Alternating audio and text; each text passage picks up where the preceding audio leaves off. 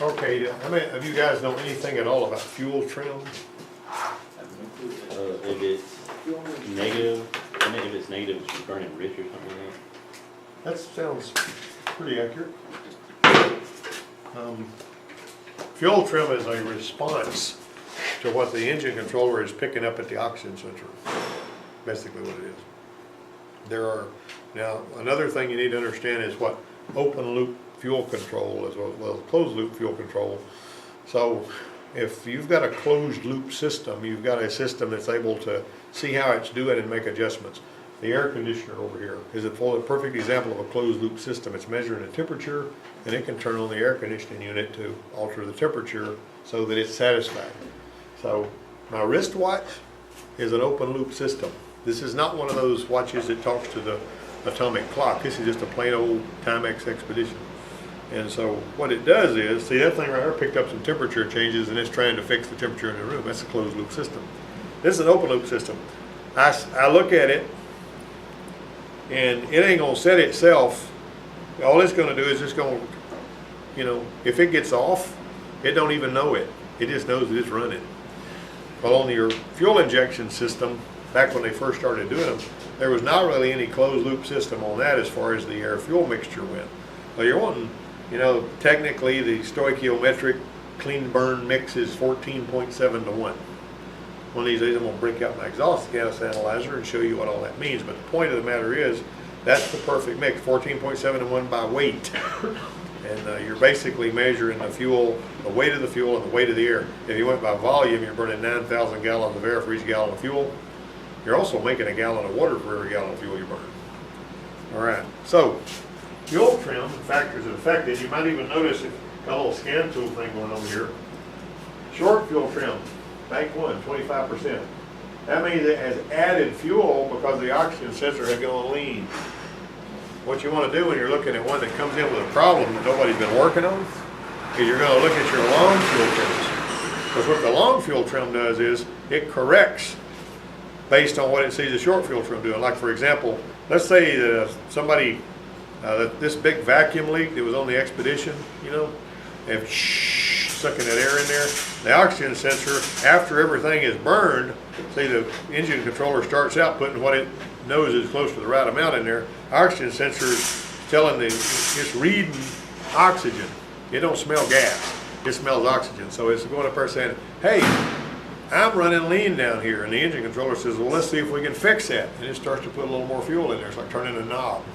Imagine you being the engine controller turning a knob while you're watching the oxygen sensor. I'm going to keep turning that knob until that bad boy comes up. All right, it went up, now I'm going to turn it the other way and go down. I'm going to be turning it back and forth the whole time. See, the oxygen sensor is responding to what I'm doing with my trim. The engine controller doesn't have a knob, but it may as well have. So that's what this is all about. So, if this one's at 25 and it stays there very long, this one here is going to start moving. And it's eventually going to go up to where this one is, and when it gets up to where that one is, it's got it enough off balance to where this can go back to 0. But the whole system now has been shifted. You see, that's what long fuel trim's about. There's a bunch of different ways people explain that, but I like to say that long fuel trim is a course adjustment, and it's designed to put short fuel trim back at, if it can put short fuel trim back at 0, you're running clean again. But it's having to hold everything out of balance to do it. And you want it to be sitting here like this. You don't want it sitting here going, trying to keep it. All right, now, the older airflow sensors look like this on the inside. What you basically had was everything slides across that strata, and there was a vein connected to that. It was actually an L-shaped vein, and whenever it would, the air would come in, that vein would move against this weak spring that you see, and it would pull that over. Here's something else that these older ones would do. You see that little set of points right there? That little set of points actually was what the fuel pump was wired through those. And so as soon as that mass airflow started to move, it would let those points close, and that would turn on the fuel pump. Now this right here was on a Toyota, one of them funky little mid-engine Toyotas. I can't forget what the name of it was. Anyway, we worked on one of them here, and that was a picture of that when that took off. The only problem with that is these right here are sort of not very common anymore. If you wanted to buy one for that Toyota that we were working on, MR2 or whatever it was, it would be like $800 for one of these sensors. Ridiculous money. So anyway, that slider almost looks like a throttle position sensor, but it's driven by airflow instead of your foot, right? Okay, now, mechanical airflow system, like what you had on these Volkswagens, and also the DeLorean had a setup like this. You basically got air coming through here, it would raise that plate up, and sitting on that plate was this fuel distributor piston. And I worked on a lot of these, and coming out of that fuel distributor was the fuel that went to some injectors that were nothing more than atomizers, is all they were. They didn't actually pulse, they just sprayed fuel, and when this raised up, and that little spool valve let more fuel go out there, and they'd spray more fuel. Now, that was a pretty interesting setup, and there was a little adjustment right here, so you could go, you pull a little rubber plug out, and go over the screwdriver, and you could adjust it. To start with, you know, they also had a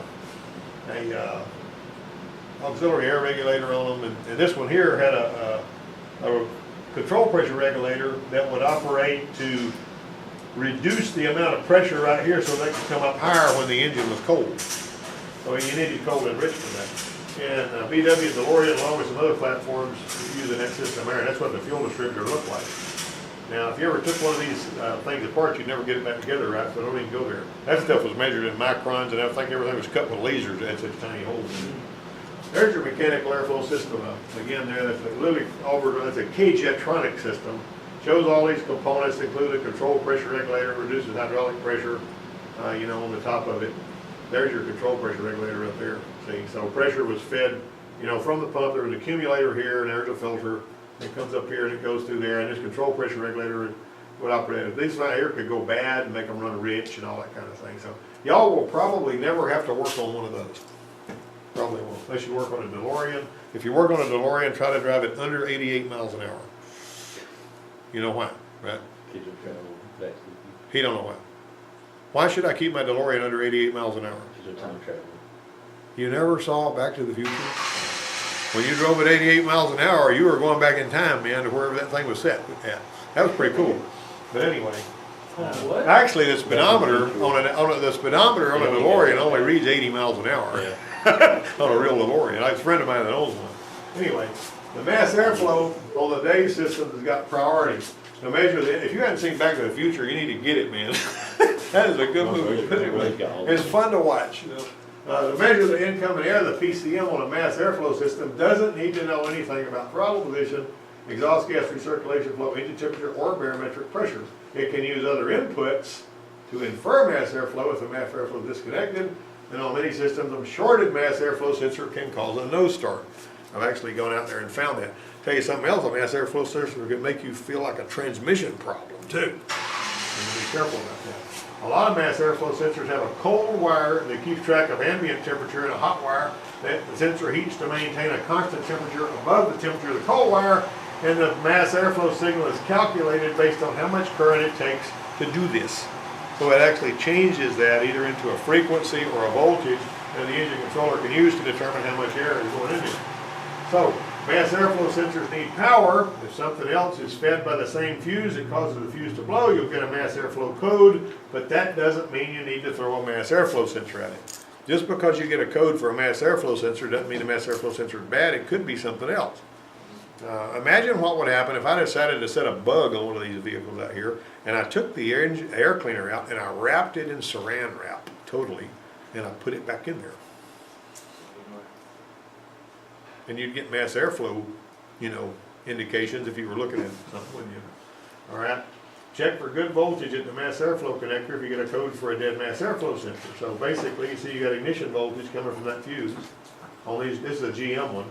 Mass airflow signal goes over here to measure the PCM. You got, this is just basically ABC. You know, you got voltage, signal, it changes with mass airflow, and then you got your ground.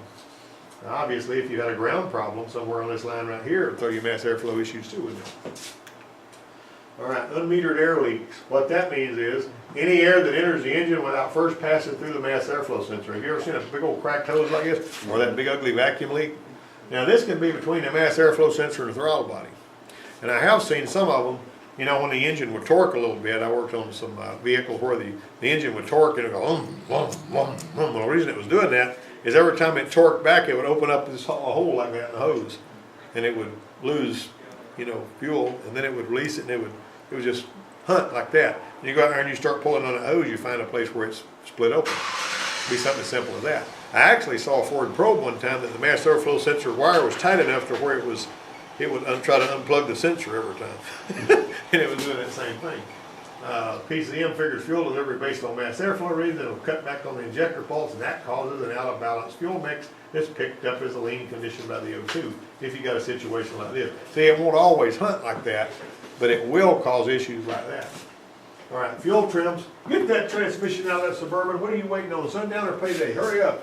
Fuel trims will climb when the unmetered air leaks are present. You hold the throttle open a bit when there's an unmetered air leak. That drives the fuel trims back toward normal. And that's a good piece of data. If you've got a vacuum leak or an unmetered air leak, at idle you're going to see screwed up fuel trims. You give it enough gas to where there's enough going in there to where it overrides that, it may come back toward normal. So if you see stuff that's normal above idle or driving down the road and it goes crazy when you're stopping, look for an air leak or a mass, something like that. All right. Now, in regard to the air fuel mix, the PCM can only change the amount of fuel in the mix.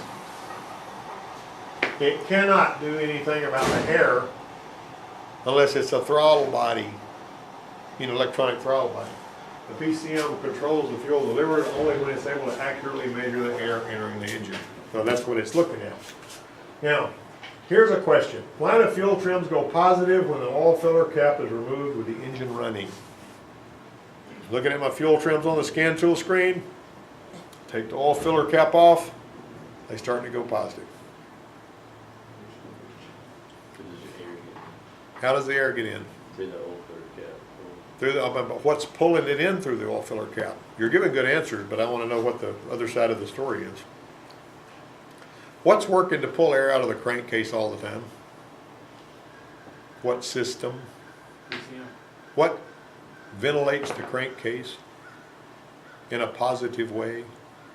Positive crankcase ventilation. Your PCV valve? All right. Now, what are you guys thinking about? If you pull that oil filler cap off, the air that's being pulled in through the PCV is going to go into the filler cap, and that turns into an unmetered air leak in the filler cap. Now imagine this. What if you've got an oil filler cap that's not tight, or one that's got a damaged gasket? Could that make your fuel trims go? What if you've got a mass airflow sensor that's reading just a little bit off? That could make it go wacky too, couldn't it? So you've got to be able to find this, and a lot of times you need to be, a lot of times when I had a mass airflow sensor that I used to have, that I put on the Ranger over there, and I'd say we got really good fuel balance on that thing, and I could put that mass airflow sensor that was reading just a shade off, and the fuel trims would go completely off the chart. Just because of that mass airflow sensor. But you could not look at those readings and tell that it was objectionable. It was like, if you're looking at voltage, it was like 790 millivolts, and it would be 810 millivolts on the good sensor. You know what I mean? Just a tiny little whisper. All right. Now, speed density systems use a MAP sensor, manifold absolute pressure, which basically is what y'all will be thinking of as measuring vacuum, right? But that's the only part of it. The weight of the air is also calculated, but it requires a PCM to do more math. And that's a far simpler way. Mass airflow is a lot simpler way to measure the weight of the incoming air. These are all factored in on MAP sensor dominant vehicles. RPM, engine volume, throttle plate position, manifold absolute pressure, intake temperature, and barometric pressure. All that stuff's got to be factored in. Now, barometric pressure is also figured in by the mass airflow too, typically. But now a lot of the newer vehicles, as a matter of fact, they don't even have to be all that much newer. That Oldsmobile's got a MAP sensor and a mass airflow sensor on it. Got them both. There was a time whenever they did away with a MAP and GM first started using mass airflow, and those things gave so much trouble, there was actually a retrofit where you could go back and get rid of the mass airflow sensor and put a MAP sensor back on it. Now, that was in the early days. Mass airflow sensors got a lot more intelligent after that. All right, now the PCM's focus, like you got unregulated fuel sources, dripping injector, saturated canister, high fuel pressure, ruptured diaphragm, fuel contaminated engine oil, and tip all that out of balance as surely as unmetered air will drive the fuel trims to negative. So it subtracts fuel to correct for stuff like a dripping injector, or if that diaphragm and that fuel pressure regulator is busted, fuel can actually go through here and go into the engine. All right, so let's say you got a situation there, like my son's bought this truck, a pickup truck, and it was a 2013 F-150 with a 3.7 in it. And whenever he gassed it up, it would be really hard to start. Every time he gassed it up. The rest of the time it'd do just fine. But when he'd gas it up, it was extremely hard to start. What do you think is going to be wrong with that? That problem is not very uncommon, really. All right. Which system it is that handles the hydrocarbons in the gas tank? The evap. The evap system, right? Okay, so what if the purge valve was open all the time? When you put gas in there and it's filling up, you're pushing vapor through that purge valve right into the intake if it's open all the time. And then that kind of condenses in there and tries to wet the spark plugs. And you, what the heck is this? You know, sometimes if you pack the gas tank in there and the evaporative system starts, then nowadays the evaporative system can just start purging when it wants to. You know, it'll be sitting there idling, it'll start purging. And if you pack the gas tank and you saturated that canister with a lot of gas, as soon as a bunch of gas goes in there, it can almost kill the engine. Then the idle air control say, oh no, and it'll rev it. And you're sitting here and without warning, all of a sudden it goes boom, bam, and you run into the car in front of you because you were packing a gas tank. You see what I'm saying? And if you're ever looking at somebody says, sometimes it does this, you look at it and you watch it. When it starts purging, if the engine stumbles a little bit, you say, you're packing a gas tank, aren't you? And they say, well, yeah, usually I like to have as much gas as I can. All right, short fuel trim is an instantaneous fuel pulse width adjustment to what the O2 sensors are telling the PCM. Now, whenever typically, you know, you got air fuel sensors now and stuff like that that work slightly different. You can see that on your elect tube, by the way. You'll get to the point where it actually shows you a cutaway of how those air fuel sensors and everything are working. But anyway, the oxygen sensor is supposed to be doing this all the time, right? All right, if the oxygen sensor does this, and that fuel starts, you know, it starts trying to pull the fuel trim up so it can start it doing that again. Long fuel trims, the adaptive memory part of the picture, and follow short fuel trim, making course adjustments to the fuel delivery algorithm when short fuel trim wobbles for or less. Back in the day, whenever some of the Dodges had fuel injection with just, you know, the little injectors in the throttle body, you know, you've seen a TBI, throttle body injection, and they had some crummy little ball seats in them injectors that would start getting little pockets in them and they would let too much fuel into the engine. And so Dodge wanted to replace all of those on a recall so that it would get all that straightened out. Well, the mechanics wouldn't take the battery cable off and let the PCM forget everything. They just pop an injector in there. And when they popped the injector in there, suddenly it wasn't putting much fuel in there, the darn thing wouldn't idle. And some of them would get so angry about that, they just put the original injector back in there and put it out back on the shelf, because I ain't got time to fool with this. It's a stupid recall anyway. Well, see, if you take the battery cable off when you're doing your repairs, all of the trash that's in the memory from the bad problem goes away. But, let's say this. Let's say you found a vacuum leak, and you had high fuel trim, you found a vacuum leak, and you're thinking that's how you fixed it. The way you make sure you fixed it is, you clear those tables. Some scan tools have it where you can clear them. Take the battery cable off. Go ahead while you're at it, wash the throttle body out. But if it's an electronic throttle body, don't open it with your fingers, have somebody hold the gas pedal, you know, just wash it out real good. Get all that done, and then you've cleared everything. And everybody starts out at zero. All right, this is after you've done your repair. You fire it up. If that thing starts clamming again, you ain't done. You need to go find your leak where it was. Okay. You won't always see the problem with a scan tool. All right, for the people that like to spend a lot of time enjoying the cool AC sitting in the car pretending to look at the scan tool, you ever seen anybody do that? You ever seen somebody do that? Have you ever done that? I done done it. All right, yeah, all right. There's only so much you can figure out that way. Pretending to work while playing with your phone doesn't work either. I had some guys in there one time, and I'd walk by and look in the car, and they'd be playing 8-ball pool on their phone. The scan tool was in the seat. Nah, I don't plan on the phone. I'll be trying to use the Well, you're not too bad to do that.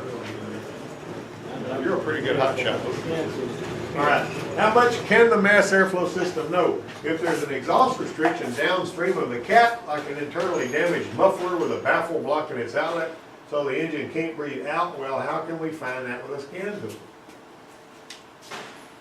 Ooh, what do you think about that? On this Ranger, Alvin Moore, he's another motor age rider, writes really good stuff. He put a man-made exhaust restriction in place, and in this Ranger, it exhibited low power, like an exhaust would, you stopped up, and the only PID that changed was the load, reading 74% when it should have been reading closer to 95%. The mass airflow had no knowledge of the exhaust restriction. Hello. Hey.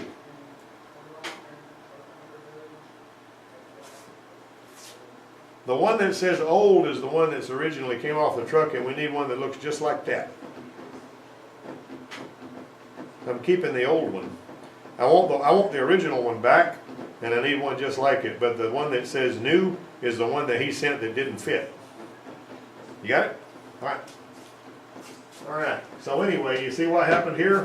What he did, and this is not a bad thing to do, he basically went ahead and put an exhaust restriction in place just to see how it would affect it. You got it? All right. Now, even though this Envoy is struggling to stay at 60 miles an hour, the data PIDs don't show anything out of the ordinary. See that? This goes to show there's more to drivability than just knowing how to read a scan tool. So you may be reading a scan tool and saying, well, I don't see anything wrong here, but it's really got a problem.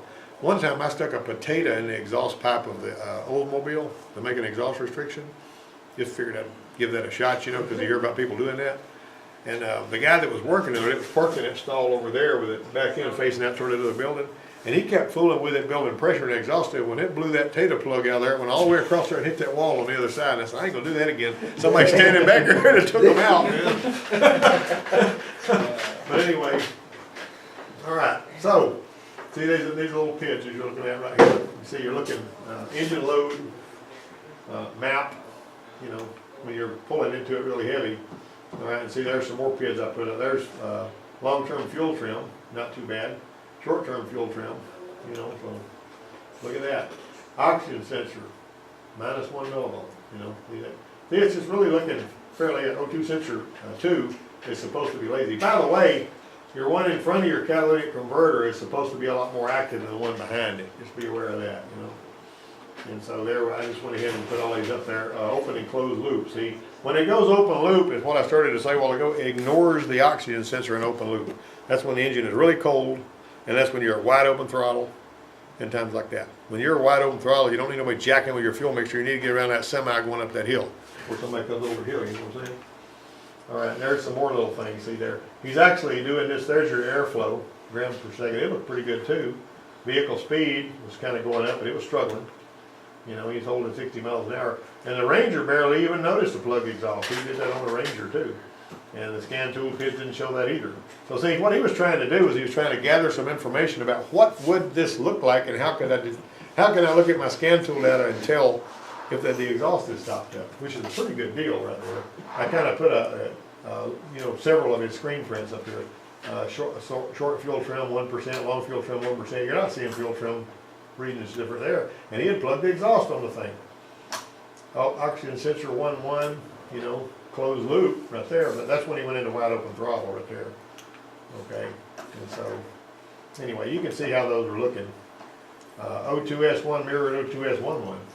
So now basically, you know where the oxygen sensors are, right? O2S11 is always on the #1 bank in front of the catalytic converter, between the cat and the engine. It's the farthest one forward. O21 is the one on bank 2. Now on a Ford, which bank is bank 1? It's going to be where #1 cylinder is. Passenger side. On a Chevy, driver's side. Well, I guess it's got a V8. All right. Now, it's wise to get accustomed to what the scan tool data look like when there's a vacuum leak, and the effect is obviously slightly different on mass airflow systems than on MAP systems. The red line is at the point where a vacuum leak was introduced. Look at this. They produced a vacuum leak right here. See what the fuel trim did? Started going up. Oxygen sensor went flat. Short fuel trim started going up right away. And this one here started reacting more slowly. See that? It steps up. This one here going like that. And it actually, you notice it brought the oxygen sensor back online. It overcame the vacuum leak by putting more fuel in there. All right. There's your red line where you made the vacuum leak. See that there, we've gone up there, oxygen sensor 2.1, and see that right there? RPM, lost a little bit right there. This was basically an idle thing. All right, the Envoy, he created that. The PCM closed the throttle plates a little bit. When he closed the throttle plates, can't control engine speed, because whenever you make a vacuum leak on a lot of these fuel injected engines, the engine speed goes up. Unless it's just mostly on one runner. All right, mass airflow and MAP together. Early GM vehicles in the mid-80s dumped MAP in front of favor of MAP when those cars started running bad. The diagnostic was to whack the MAP sensor. I mean, mass airflow.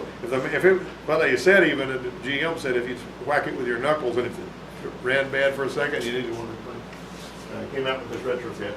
Now, a lot of platforms have MAP and MAF. Some, like most Chrysler products, he'll have a sensor that looks like that, and then it'll have the mass airflow. The Chrysler product for a long time stayed completely away from mass airflow. They just had MAP sensors for a long time. And the MAP's a good way to check for EGR activity, but it can also be used as a backup default in case of mass airflow failure. Now, altitude issues, 21% oxygen, 1% inert gas, and 78% nitrogen. That's oxygen is basically the part that's, you know, the lesser nitrogen, and most of what you're breathing is nitrogen, most of it.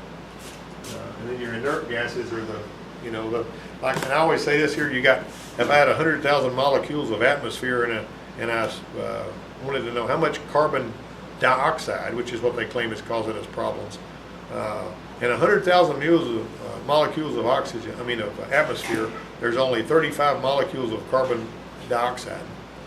And only one of that 35 is man-made. Did you hear what I was saying there? And the most significant greenhouse gas is water vapor. There's a chart up here on the wall you can look at about that. What are you going to do, shoot the clouds down? We're getting into about humidity. Come on, man. All right. Whether it's sea level or top of the mountain ratio changes a little bit. What does change is air pressure. The higher the altitude, the less air pressure is available, and the engine needs an air pressure differential to breathe properly. So the only reason air is going to go from one place to another is you got less pressure here than you do there. That's how when you're pulling out of that cup, you grab a hold of that straw, you seal it with your lips, you make your mouth bigger on the inside, and that causes the pressure to be less on the inside, and the atmosphere pushes that drink into your mouth. That's how that happens. All right, while a turbo might adapt to this change, it's still effective. Modern EFI system can only add and subtract fuel and maintain a 14:1 air-fuel ratio and can't change pressure income into the engine. All vehicles lose power proportionally with altitude. I went on a trip with my mother one time on a 72 Chevrolet that we had, and that thing ran like a scalded dog at sea level, but you get that thing up in the mountains, it would blow your hat off. Make you plumb sick of it when you want to pull a hill. Now what they do is they actually advance the ignition timing and they change the fuel mixture, and that negates some of that. Most of them up to 4,000 feet don't need any altitude modification, but you get above that, they do. What is the altitude of the rim of the Grand Canyon? 8,000 feet. Hey, Jim. Hey, I got this. Okay, let me finish this, and we'll get up to it. Man, you fall off with it real quick. All right. Hey, open that door right there, so we can put that in here on the wheel. In the old days, vehicles that were going to reside at higher altitude needed altitude modification, on the speed density systems, the barrel pressure is calculated by the MAP sensor. Older Fords with a sensor had a frequency output at sea level. Now, 159 hertz was what those would read. If that particular one was reading like 140 hertz, it would cause the engine to run too lean, because it would think it was at high altitude. And these other things all look a lot like that. When a MAP sensor or barrel reading fails, it usually reflects a higher altitude.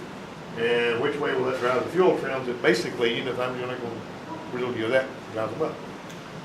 All right. Find a fuel trim related concern and you think you fixed it, do the fuel trim reset, like I said. Short fuel trim, start walking away from zero, you're not done. All right. Now this is the last slide. This guy had a fuel trim reading plus 27, put an O2 sensor in it, cleared the memory, went right back, but barometric pressure reading 24 inches, should be reading nearly 30. So fixed it, replaced the MAP sensor. That was on the Jeep Cherokee. You got it? That's all.